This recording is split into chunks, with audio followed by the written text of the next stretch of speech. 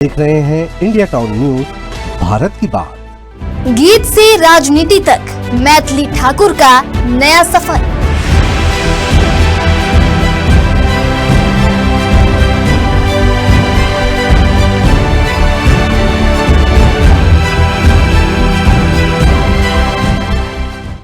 नमस्कार, स्वागत है आपका इंडिया टाउन न्यूज में। मैं हूं आपके साथ संजना कुशवाहा। लोकप्रिय गायिका मैथिली ठाकुर अब राजनीति में कदम रखने जा रही हैं। जी हां, वही मैथिली जिनके गीतों ने लाखों लोगों के दिलों को छू लिया है। अब वह बिहार विधानसभा चुनाव 2025 में दरभंगा जिले की अलीनगर सीट से बीजेपी के टिकट पर चुनाव लड़ सकती। लेकिन टिकट मिलने से पहले ही अलीनगर में सियासी गर्मी और नाराजगी शुरू हो गई है। आपको बता दें, मैथिली के नाम की चर्चा से स्थानीय नेता पप्पू सिंह और उनके समर्थक नाराज हैं। बता दें, सोशल मीडिया पर मीम्स की बाढ़ आ गई है और स्थानीय मीटिंग्स में बाहरी भगाओ, अलीनगर बचाओ के नारे गूंज रहे हैं। समर्थकों का कहना है कि मैथिली और उनका परिवार अब बिहार की जमीन से कट चुका है। तो क्या है पूरा मामला, देखिए हमारे इस खास रिपोर्ट में। मैथिली कौन है? मैथिली ठाकुर 25 साल की है और मधुबनी जिले के बेनीपट्टी की रहने वाली है।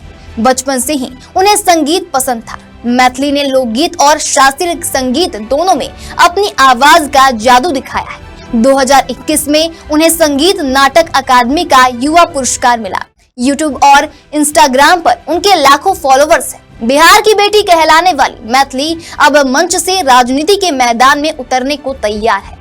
बता दें, दिल्ली में बीजेपी के बिहार प्रभारी विनोद तावड़े और केंद्रीय राज्य मंत्री नित्यानंद राय से उनकी मुलाकात ने सियासी हलकों में हलचल मचा दी। मैथिली ने कहा, मैं अपनी मिट्टी की सेवा करना चाहती हूँ। बीजेपी को उम्मीद है कि उनके स्टारडम और युवा अपील से पार्टी को वोटों में बढ़त मिलेगी। आपको बता दें, अलीनगर विधानसभा सीट 2008 में बनी थी। यहाँ मैथिल, ब्राह्मण, यादव और मुस्लिम वोटर ज्यादातर रहते हैं। लगभग 2,06,000 लोग वोट देते हैं। 2020 में वीआईपी के मिश्री लाल यादव ने यहाँ जीत हासिल की थी, लेकिन अब उनके टिकट कटने की खबर है। 2015 में राजद के अब्दुल बाकी सिद्दीकी ने बीजेपी के मिश्री लाल यादव को हराया था। अब बीजेपी नया चेहरा लाना चाहती है और मैथिली के नाम पर विचार कर रही है, लेकिन विपक्ष भी यहाँ पर शांत नहीं है। आपको बता दें, आरजेडी के अब्दुल बारी सिद्दीकी का अलीनगर में पुराना दबदबा है।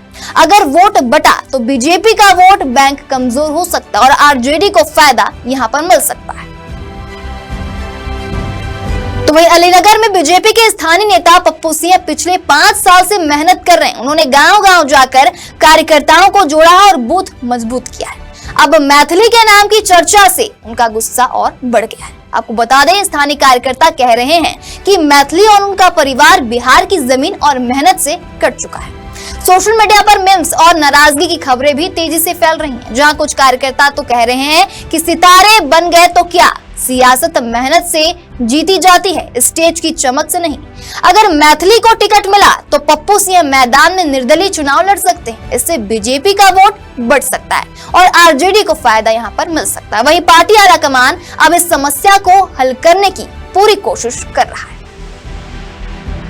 वहीं बिहार विधानसभा चुनाव 2025 की तारीखें तय हो चुकी हैं। पहले चरण में 6 नवंबर, दूसरे चरण में 11 नवंबर वोटिंग होगी और 14 नवंबर नतीजे आएंगे। अगर मैथिली अलीनगर से चुनाव लड़ती हैं तो उनकी लोकप्रियता और मिथिला की सांस्कृतिक पहचान उन्हें युवा और मैथिल ब्राह्मण वोटरों का बड़ा समर्थन दिला सकती है।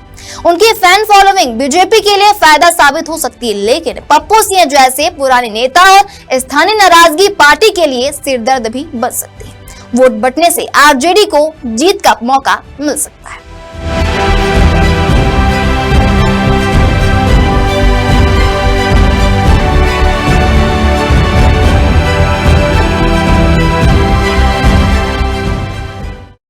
तो कुल मिलाकर मैथिली ठाकुर का सियासी डेब्यू बिहार में नया रंग भर सकता है। उनके गीतों की तरह उनकी राजनीतिक पारी भी मिठास भरी और चुनौतीपूर्ण हो सकती है।